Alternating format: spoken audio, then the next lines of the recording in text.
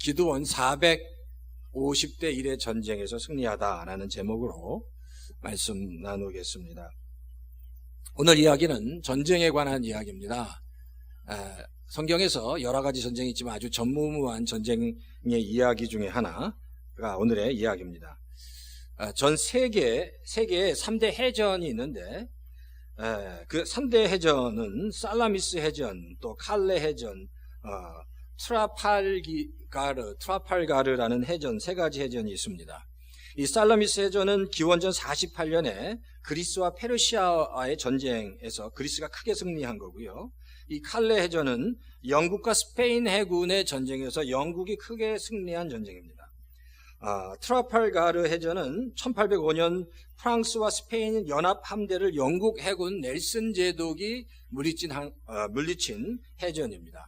이 세 가지 해전 모두 정말 불가사의할 정도로 이길 수 없는 전쟁을 이긴 엄청난 전쟁이었습니다. 그런데 이 전쟁보다, 이 세계 3대 해전보다 더 크고 더 탁월한 승리를 이룬 해전이 바로 우리가 최근에 영화로 봤던 명랑해전, 이순신 장군이 이뤘던 명랑해전입니다. 사실 이 명랑해전은 1557년 정유재란의 선조 30년에 이순신 장군이 다시 수군 통제사로 임명을 받으면서 이 전쟁이 다시 시작됩니다. 근데 이제 잘 아시죠? 그때 이순신 장군에게 남았던 배는 12척의 배밖에 없었습니다. 근데 12척의 배밖에 없었기 때문에 그 당시 조선 수군은 사기가 땅에 떨어져서 절망 상태였습니다. 근데 그때 이제 이순신 장군이 그 모든 백성들과 군사들을 향해서 필사즉생, 필생즉사, 죽으면 살 것이고 살면 죽을 것이다 라고 외치면서 전쟁을 시작하는데, 결국 그 전쟁이 조선 수군에게 있는 12척의 배와 외적 330척의 전쟁이었다라는 겁니다. 근데 놀라운 건 그거죠. 놀라운 건 12척의 배로 330척의 왜군의 그 배를 이순신 장군의 놀라운 지혜와 리더십과 전략으로 그 전쟁에서 대승리를 얻었다라는 겁니다. 그러니까 이 전과를 보면 12척의 배로 130척의 배가 격파되고 나머지 200척은 도망가게 된 엄청나게 큰 승리를 얻게 되었다라는 겁니다. 그러니까 이것을 세계 해전사에서는 7대 불가사의 중에 하나, 그리고 세계 해전사의 기적이라고 명명하고 있습니다.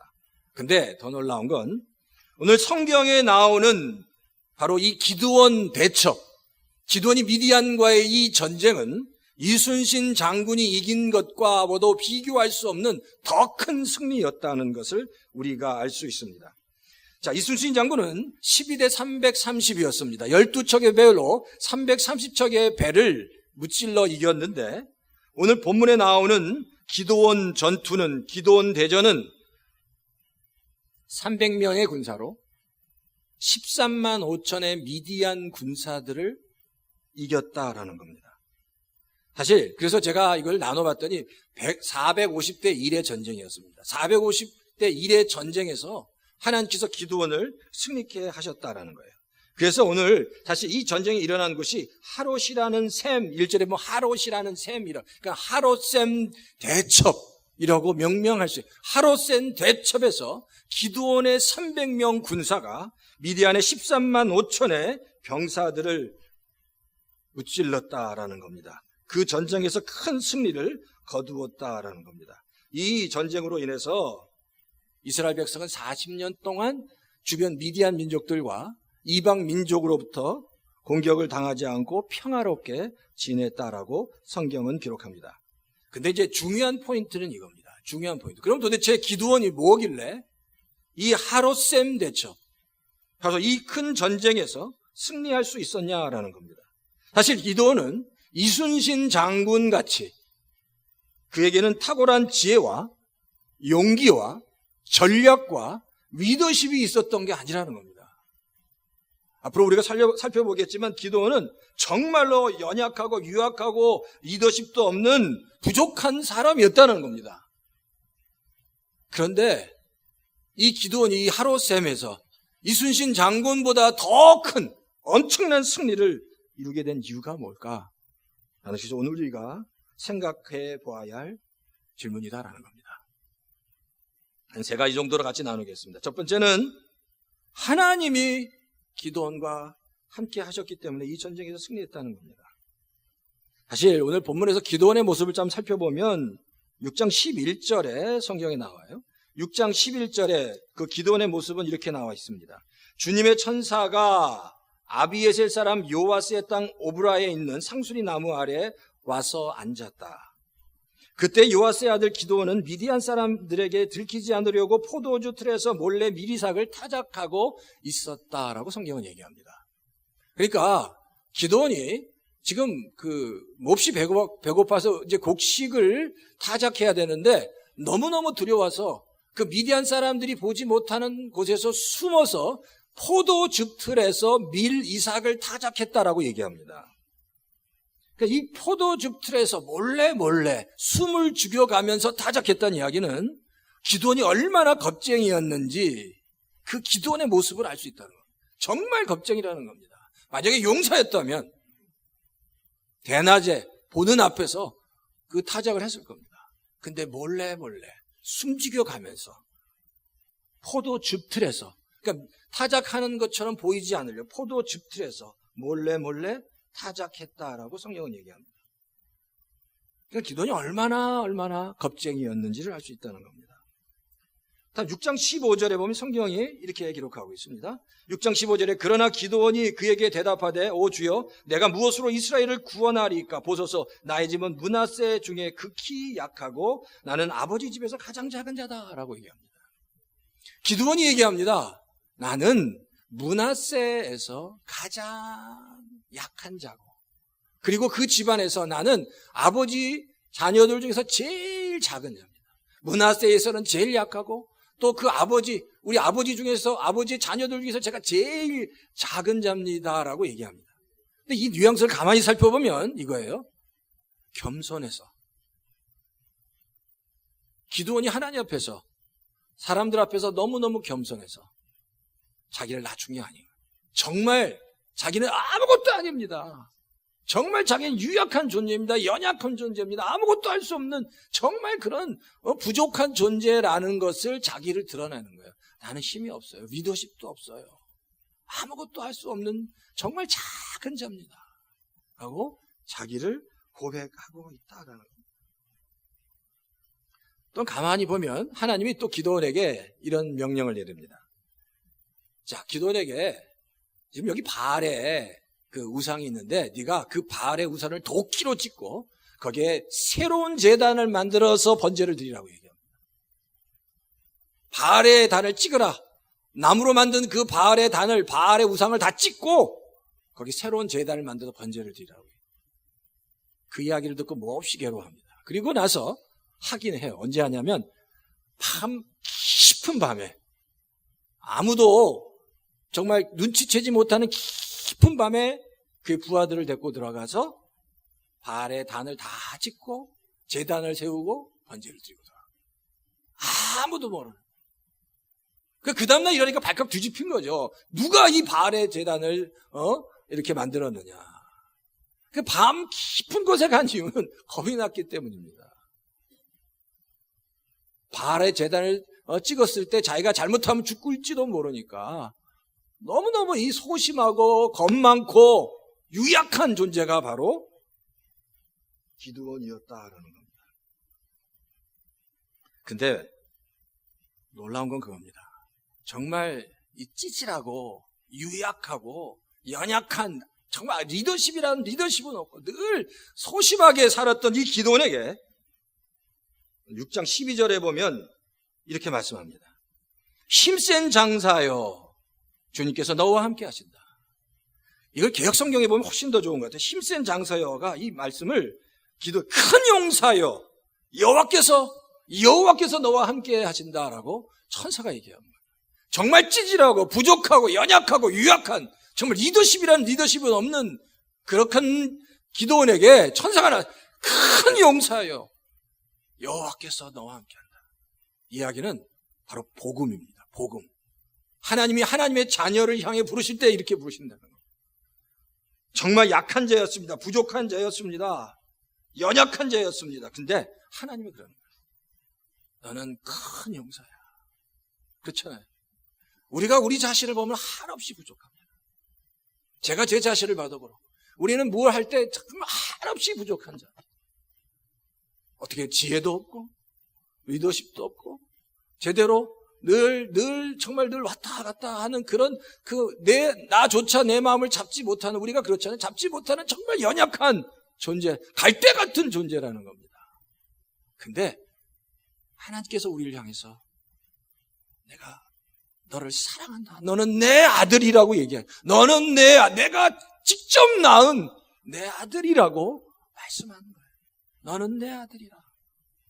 그러니까 기도원에게 말은 똑같아. 큰 용사야.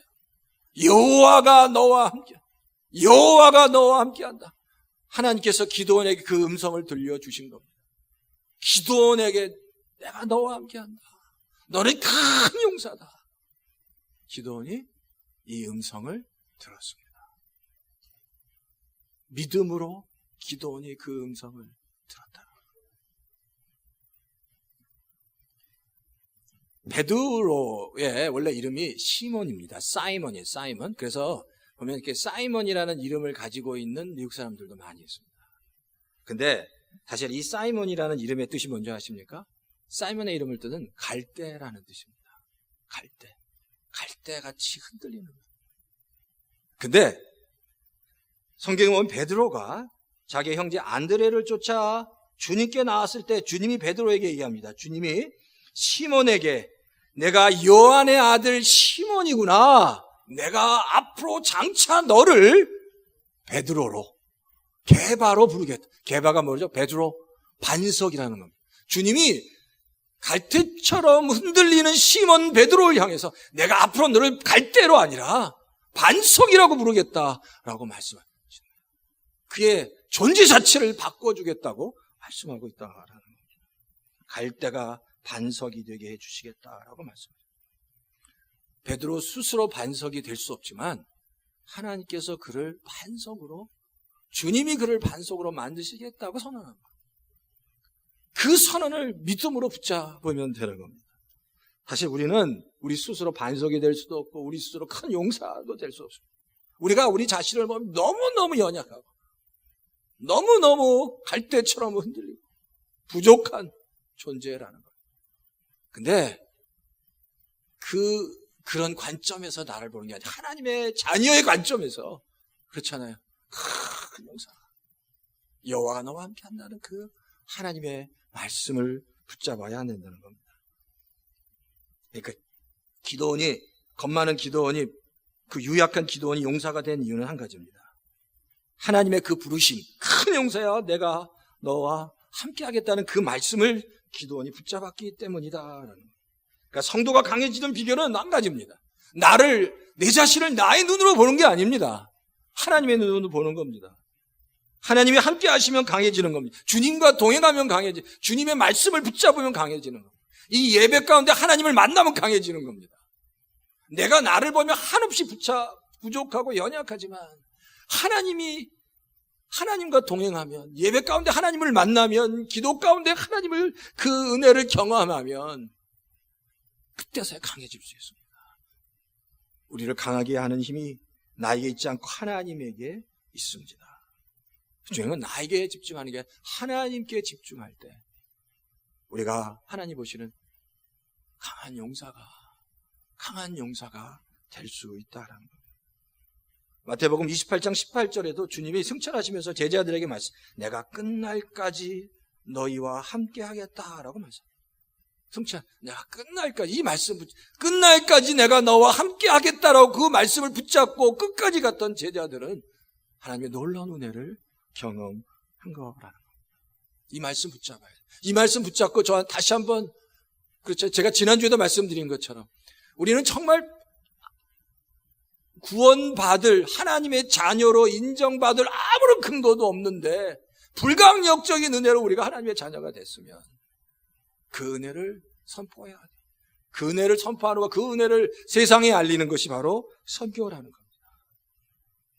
그 은혜, 말로 다 할 수 없는 하나님의 그 은혜, 그 은혜를 우리가 다시 한번 집중하고 감사하고, 그래서 하나님이 나를 큰 용사로, 정말 사랑하는 아들로, 정말 사랑하는 아들로 나를 부르시고 보신다는 사실을 우리가 다시 한번 깨닫고 그 믿음으로 주님 앞에 나가야 될 줄 믿습니다. 두 번째는 영적으로 깨어 하나가 되는 믿음을 가져야 합니다. 영적으로 깨어 하나가 되는 믿음. 오늘 본문에 보면 이스라엘 군사가 미디안과 전쟁을 합니다.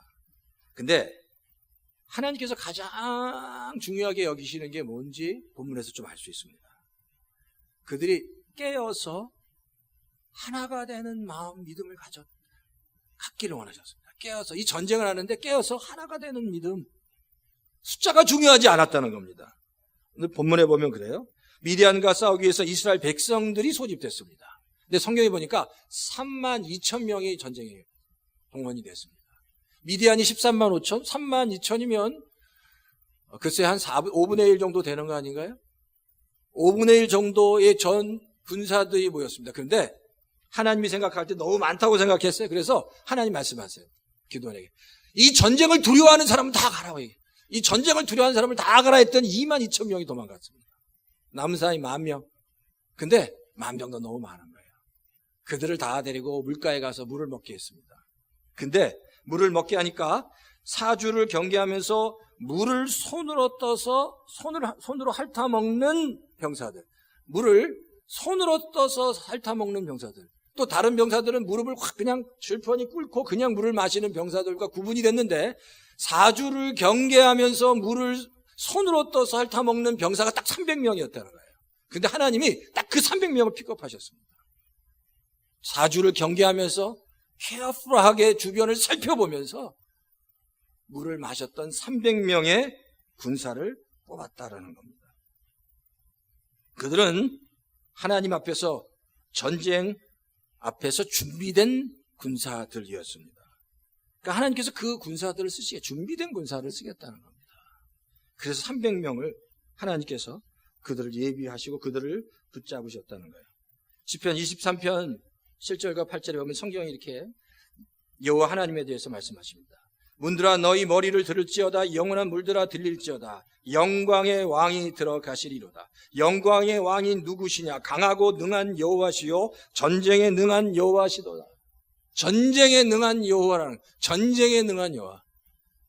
300명이라도 능히 13만 5천을 이길 수 있다. 사실 그렇지만 말이 됩니까? 이게 450대 1이거든요.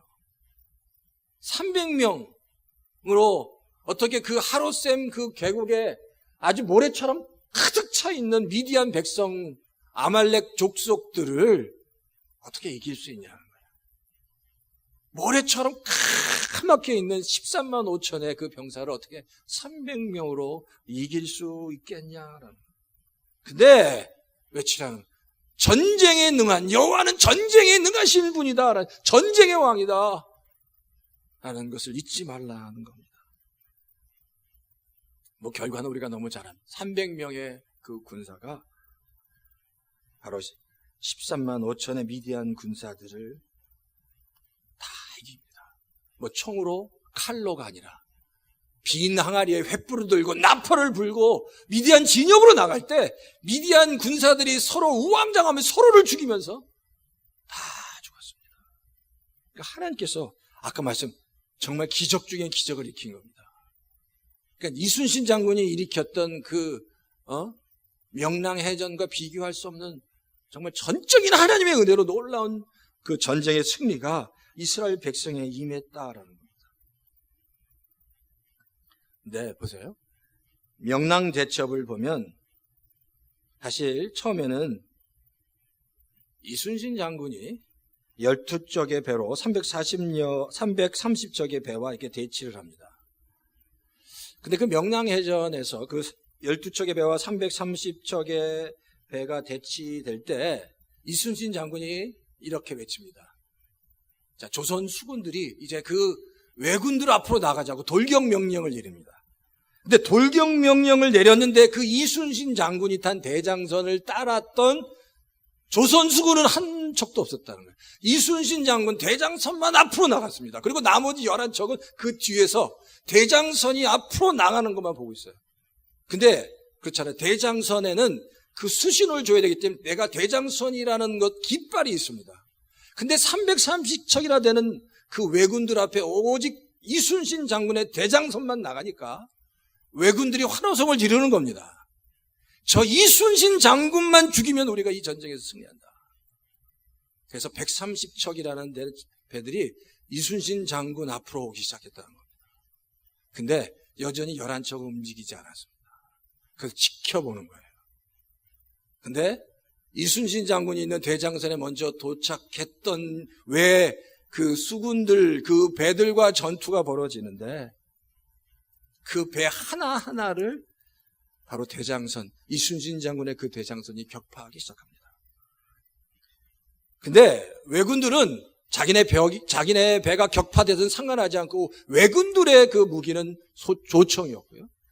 조선군, 조선 수군의 그 무기는 활이었어요. 그러니까 비교가 안 됐죠. 수없이 많은 조총이 이순신 장군을 향해 날아갔습니다. 근데 그 이순신 장군을 방패로 지켰던 군인들이 자기가 죽어가면서 그 방패로 지켰습니다. 그리고 그 배에 탔던 화포를 쏘는 군인들은 화포를 쏘기 시작했고, 노를 저었던 민간인들은 노를 저기 시작했습니다.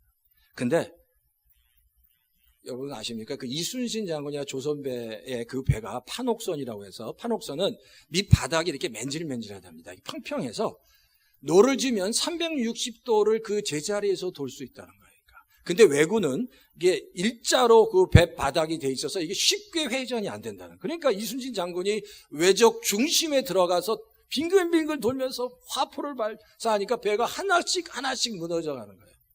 그러니까 뒤에 지켜보고 있던 11척이 배가 이순신 장군이 그 위험 가운데서도 어려움 가운데서 배를 하나씩 물리치는 것을 보면서 앞으로 나가기 시작한 겁니다. 그래서 결국 12척의 배가 330척의 배를 무너뜨리고 말았다는 겁니다. 근데 그 장면에서 그런 장면이 있습니다. 그 조선 왜군들이 그 조총으로 이순신 장군을 막 쐈을 때 이순신 장군 그 주변에서 그 조총 탄환을 스스로 방패로 막아내면서 죽어가는 사람들이 있었습니다. 그리고 그 배를 왜군들의 배를 그 격침시키기 위해서 화포를 쏜 사람들, 노를 저었던 사람들이 있었다라. 그들이 함께 있었기 때문에 이순신 장군의 그 배가 승리할 수 있었다는 겁니다. 제가 그 그림을 보면서 교회를 생각했습니다. 사실 우리가 이 땅을 살아가면서 정말 치열한 영적인 전투를 벌입니다. 근데 그 영적인 전투에서 승리할 수 있는 방법은 리더십 혼자 힘으로 될 수 없다. 목사 혼자 힘으로 절대 싸워 승리할 수 없다는 겁니다. 이순신 장군과 함께했던 그 방패를 가지고 이순신 장군을 지켜줬던 군인들과 화포를 같이 쏘았던 군인들과 노를 저었던 민간인들이 함께 했기 때문에 그 승리를 할 수 있었던 것처럼 이 땅을 살아가면서 겪게 되는 그 치열한 영적인 전투도 누구 한 사람만으로 승리할 수 없다는 겁니다. 모든 성도가 각자의 위치에서 최선을 다해서 싸워갈 때 바로 우리 열린교회가 감당해 가는 그 영적인 전투에서 승리할 수 있다라는 겁니다. 교회 모든 리더십들이 그 리더십의 자리에서 최선을 다해서 싸워갈 때, 성도들 한 분 한 분이 자기의 자신에서 최선을 다해갈 때, 이 땅에서 우리가 정말 치열하게 싸워가는 영적인 전투에서 반드시 승리할 수 있다라는 겁니다. 보기에는 그렇죠. 꼭 12대 330 같은 이게 말도 안 되는 전투 같고 450대 1과 같은 말도 안 되는 영적인 전쟁 같은데 보기에는 턱없이 우리가 질 수밖에 없는 전투 같은데 하나님이 함께 하시면 그 전쟁에서 승리케 하신다라는 겁니다. 그 전쟁에서, 그 영적인 전쟁에서 승리케 하신다. 그러니까 그게 우리에게 하시는 우리 믿음이 필요해요. 사실 영적인 전투를 할 때 그 환경에서 주는 두려움보다 내 안에 쌓여있는 두려움으로 우리가 더 고통당합니다. 환경을 보는 두려움보다 내 안에 있는 보이지 않는 두려움이 우리를 더 고통하게 만든다.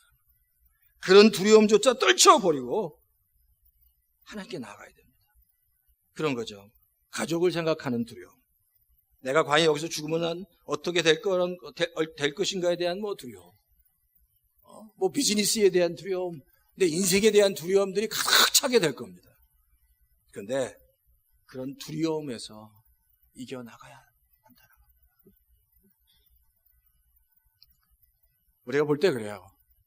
정말 힘들고 어려운 영적인 전투 같을지라도 하나님께서 기도원을 통해서 승리케 하시는 하나님.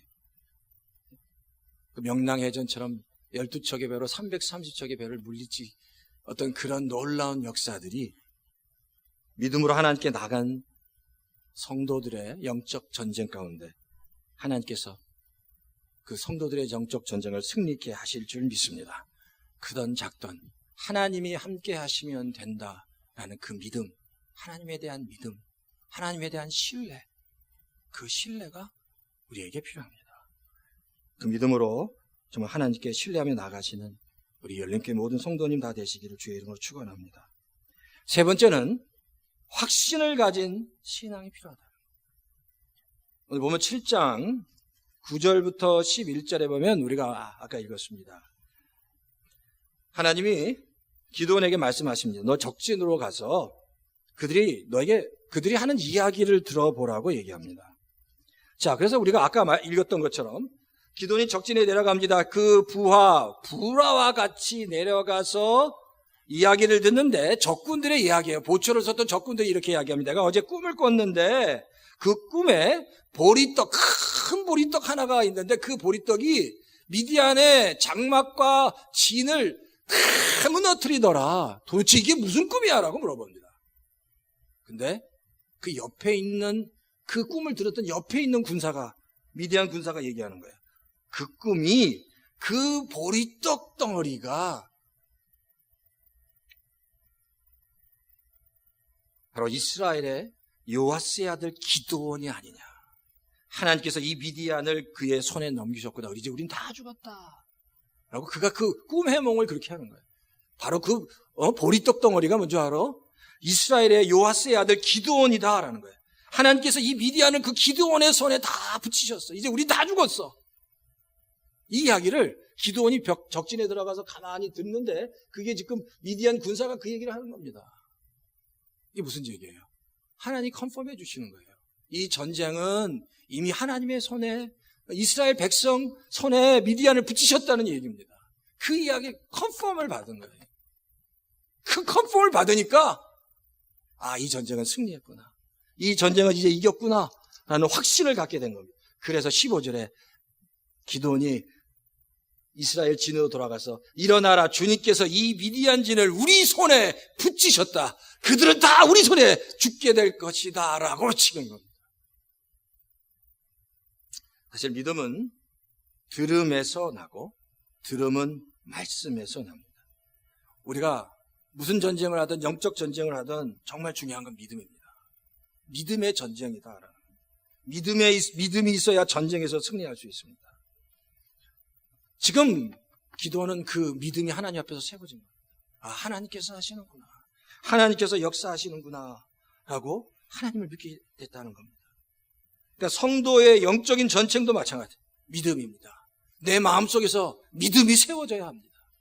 굳건한 믿음이 세워져야 그 믿음을 붙잡고 하나님 앞에서 서야 그 영적인 전쟁에서 승리할 수 있다는 겁니다.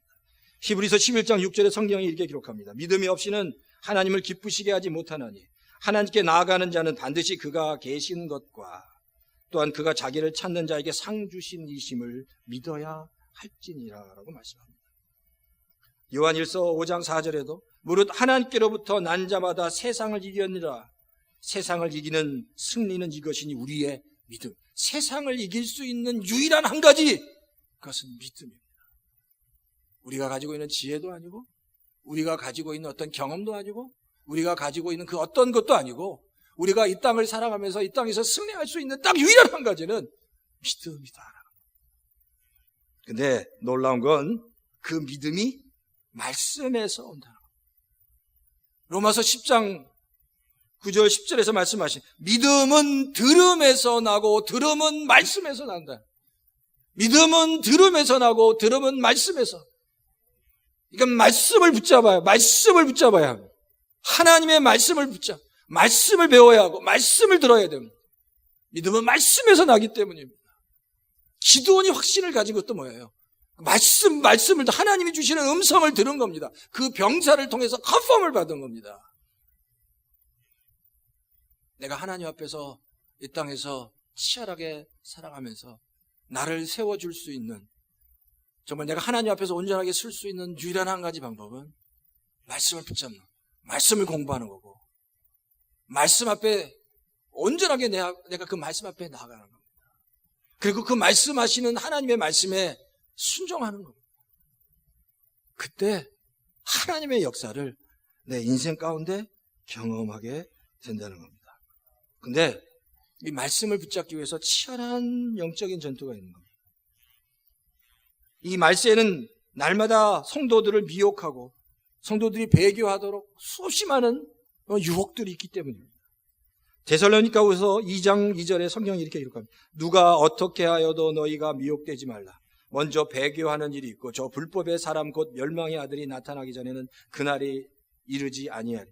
미혹하게 되고 배교하는 일들이. 여기 배교한다는 게 아포스타시아라는 겁니다. 하나님의 말씀을 정면으로 위배하는 행위라. 이런 일들이 말세에 일어난다는 겁니다. 근데 말세에 그런 일들이 일어날 때 근신하고 깨어서 그 우는 사자, 마귀 같은 대적 마귀가 사자처럼 다니는 그 마귀를 대적해 승리해야 한다는 겁니다. 한번 우리가 우리 자신을 돌아보십시오.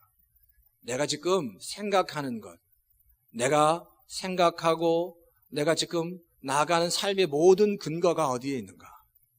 내가 생각하는 모든 근거, 내가 근거로 삼고 있는 그 모든 기초가 어디에 있는가? 나의 경험인가? 아니면 하나님의 말씀인가? 하나님의 말씀이 내 삶의 근거인가? 아니면 내 경험이, 내가 갖고 있는 지식이 내 삶의 근거인가? 우리가 다시 한번 분명히 돌아봐야 된다. 그러니까 하나님의 자녀면서 때때로 내 경험과 내 지혜를 내 삶의 근거로 삼으면서 끝까지 그 근거로 삼으면서 이 땅을 살아가는 성도들도 있다라는 겁니다. 근데 다시 한번 주님 앞에 온전히 서기 위해서는 내가 어디에 서 있는가? 나에게 믿음이 필요한데 믿음의 그 참된 믿음의 근거는 하나님의 말씀인데 나는 지금 그 하나님의 말씀에 근거해 있는가? 라는 질문을 우리 자신에게 던질 수 있어야 합니다. 네, 말씀을 맺겠습니다. 오늘 우리가 하나님이 기도원에게 주신 말씀처럼 기도원에게 그러잖아요. 큰 용서요. 사실 저도 그래요. 제가 저를 자신을 봐도 목회자인 큰 용사라고 하나님께서 부르신다면 도대체 제가 제 자신을 보면 큰 용사가 아니거든요. 저도 수없이 많이 흔들리고 수없이 많이 갈대처럼 왔다 갔다 합니다. 참 부족합니다. 연약하고 날마다 쓰러집니다. 근데 그 눈으로 보면 그렇게 쓰러질 수밖에 없지만 하나님의 눈으로 나를 보면 그래, 하나님 나를 큰 용사로 보시는구나. 아 그래, 하나님이 여호와 하나님이 나와 함께 하시는구나. 너는 내가 제일 사랑하는 내 아들이, 내가 낳은 아들이라고 말씀하시는 그 말씀을 붙잡고 오늘 하루도 승리하며 살아가기 원합니다. 우리 열림교회 모든 성도 여러분, 주님의 이 음성을 들으십시오. 큰 용사여, 여호와께서 우리 성도님들을, 여러분들과 함께 하고 계신다는 것. 이 말씀 붙잡고 이번 한 주간도 승리하시고 말씀 위에 믿음의 근거를 두고 정말 놀라운 하나님의 은혜를 다시 한번 새롭게 경험하시는 열림교회 모든 성도들 다 되시기를 주의 이름으로 축원합니다.